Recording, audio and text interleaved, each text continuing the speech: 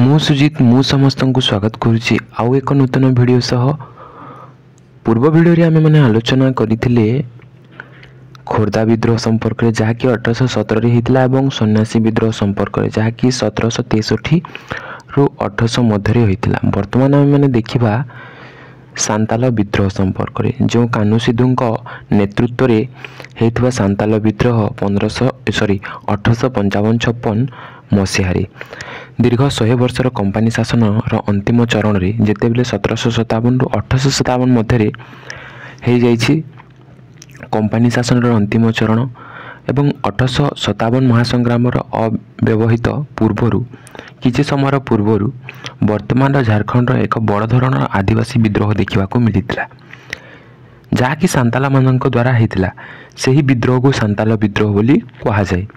विद्रोहर केन्द्र थिला सांताल प्रगणा नाम परिचित मानभूमि बड़भूमि छोटनागपुर पालामू एवं वीरभूमि अंचल अर्थात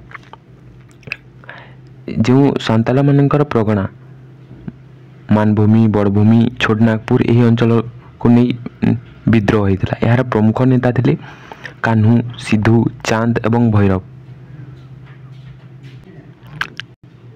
चारि जन भाई थे। 1855 मसीहा जून 30 तारिख रे सिद्धू नेतृत्व में प्राय 10,000 सांताल आदिवासी सरकार स्थापन विद्रोह रे शुभारंभ करते केबे ना 1855 मसीह 1856 मसीहा जनवरी मास पर्यंत विद्रोह अब्याहत रहिला एवं विद्रोह को दमन करने पाई सरकार अनेक गुड़े सामरिक आईन लागू करते कले बड़े कौशले विद्रोह को रोकने चेष्टा कले।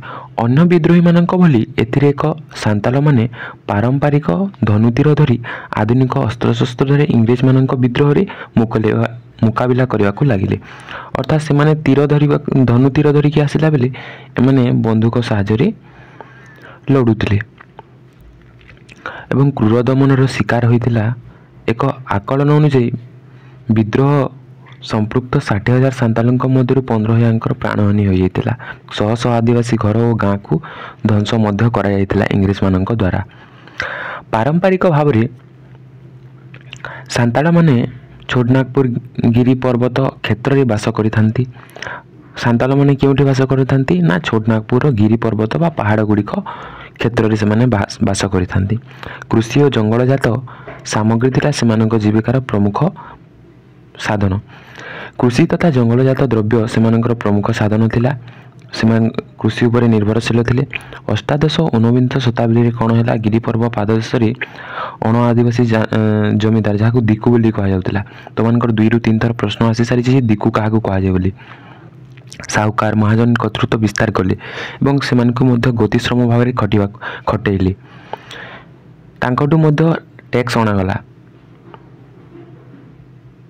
एवं जे माने टैक्स दे पारिले नाही सेमानकर जमी को मध्य नहीं गले से इंग्रेज माने सेमानक जमी साहुकार महाजन को पाखक हस्तांतरित है। आदिवासी मानक स्थिति अधिक रु अधिक दुस्सह हो पड़ा जहाँफल से माने 1832 पहाड़िया नाम परिचित सांताल क्षेत्र को समतलवासी क्षेत्र पृथक करागला और एथिपाई से माने स्तंभे खम्ब भी पोत है। तो पहाड़िया क्षेत्र और समतलवासी क्षेत्र मध्य एक विस्तृत वनांचल रही। पहाड़िया और समतल भूमि अंचल मध्य गोटे वनांचल रही अर्थात गोटे जंगल रही। यही अनाबादी क्षेत्र को डोमिनिको बोली कहुला। डोमिनिको बोली कहुला जो अनाबादी क्षेत्र जो किए रहु नथिले से अंचल को डोमिनिको कहुला। सेठरे कृषि संभावना को अनुमान करी आरंभ में सांताल मान बसति सरकार प्रोत्साहन देले। विशेषकर जो सांताल माने समतलवासी व्यापार उद्योग तथा रास्ताघाट निर्माण श्रमिक भाव कार्य करते व्यापार उद्योग हो कि रास्ताघाट जो मैंने इंग्रेज मानकर श्रमिक भाव में कार्य करते से स्वतंत्र जीविकार आशारी डोमिनिको अंचल में जाई बसवास करने को आग्रह कले। जंगल सफा करी से मैंने सफासफी करके कौन कले ना चाष जमी को से प्रस्तुत कले। चाष जमी प्रस्तुत है उत्पादन को अल्प मूल्य साहुकार जमी मैंने किणीने कम दाम रे ताको किणीने साहुकार मैंने और परिश्रम उत्पादन सत्वे सांताल मान को दारिद्र उणा है ना। 1840-50 दशक रेलपथ निर्माण करागला ଡୋମିନିକୋ କ୍ଷେତ୍ରକୁ ଅନେକ ନୂଆ ଅଧିକାରୀ ଆସି ସାନ୍ତାଲ ମହିଳାମାନଙ୍କ ଉପରେ ଦୁର୍ବ୍ୟବହାର କରିବାକୁ ଲାଗିଲେ। ତ ସାନ୍ତାଲ ଅନେକ ଗୁଡ଼ିଏ ଡୋମିନିକୋ ଅଞ୍ଚଳକୁ ଅନେକ ଗୁଡ଼ିଏ ନୂଆ ନୂଆ ଅଧିକାରୀ ଆସିଲେ ଏବଂ ସେମାନେ ଖରାପ ବ୍ୟବହାର କରିବାକୁ ଲାଗିଲେ, ଯାହାଫଳରେ ସାନ୍ତାଲମାନଙ୍କର ସ୍ୱାଭିମାନକୁ ଗଭୀର ଭାବରେ ଆହତ କଲା। ତାଙ୍କର ଆମେ କହିପାରିବା ସେଲ୍ଫ ରେସ୍ପେକ୍ଟକୁ ମର୍ମାହତ କଲା, ଯାହାଫଳରେ ଆରମ୍ଭରେ 1830 ଦଶକରେ ଡୋମିନିକୋ କୃଷି କାର୍ଯ୍ୟ କରୁଥିବା ସାନ୍ତାଲକୁ ଖଜଣା ଦେବାକୁ ପଡ଼ୁନଥିଲା, ମାତ୍ର ପରବର୍ତ୍ତୀ ସମୟରେ ତାଙ୍କଠୁ ଖଜଣା ମଧ୍ୟ ଆଦାୟ କରା, ଯାହାର ଫଳସ୍ୱରୂପରେ ଏହି ବିଦ୍ରୋହଟି ସଂଗଠିତ ହୋଇଥିଲା ଏବଂ ସାନ୍ତାଲମାନେ ଜଙ୍ଗଲ ସଫା କରି ନୂଆ ଗାଁ ବସାଉଥିଲେ ଏବଂ ପରିଶ୍ରମ କରି ଜମି ପ୍ରସ୍ତୁତ କରୁଥିଲେ, କୃଷି ଜମି ପ୍ରସ୍ତୁତ କରୁଥିଲେ। ଯଦିଓ ତା'ର ଲାଭ ଦିକୁ ନାମରେ ପରିଚିତ ଅଣ ଆଦିବାସୀ ଜମିଦାରମାନେ, ମହାଜନ ସାହୁକାରମାନେ ହାତକୁ ଚାଲି ଯାଉଥିଲା। ବିଦ୍ରୋହର କେନ୍ଦ୍ର କ'ଣ ନା କାହ୍ନୁ ସିଦ୍ଧୁଙ୍କ ପୈତୃକ ଗାଁ ଥିଲା ଭୋଗନାଡ଼ିହିର ଅନତି ଦୂରରେ ବୁରାହାଇତ ଗାଁ ଥିଲା ସାନ୍ତାଲମାନଙ୍କର କେନ୍ଦ୍ରଭୂମି। କେଉଁଠାରେ ନା ବୁରାହାଇତ।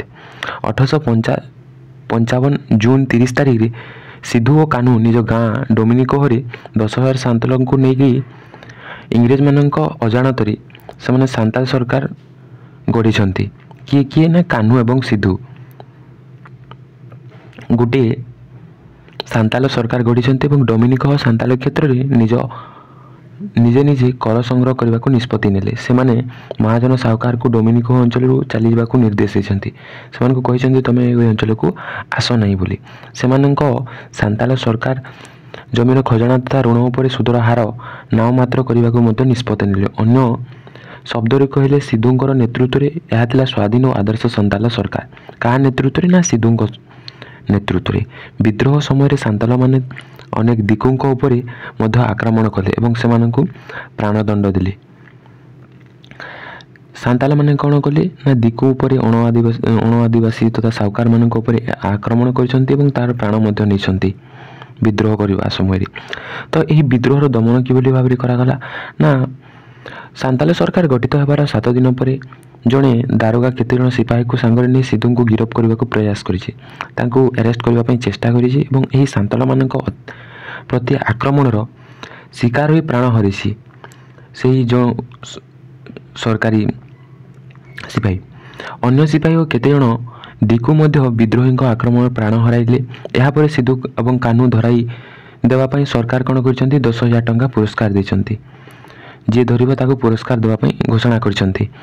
1855 ଜୁଲାଇ ଓ 1856 ଜାନୁଆରୀ ମାସ ମଧ୍ୟରେ କଳହ, ଗାଁସୁରୀ, ରଘୁନାଥପୁର ଏବଂ ମୁନକଟରା ଆଦି ଗାଁରେ ସାନ୍ତାଲ ଓ କମ୍ପାନୀ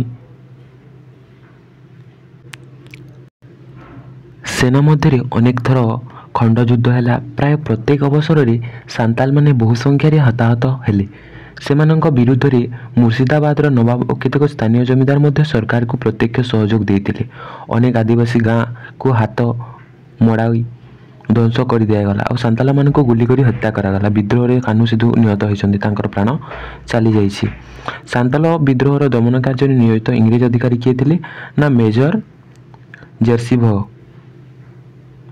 ଜେର୍ସିଭସ୍।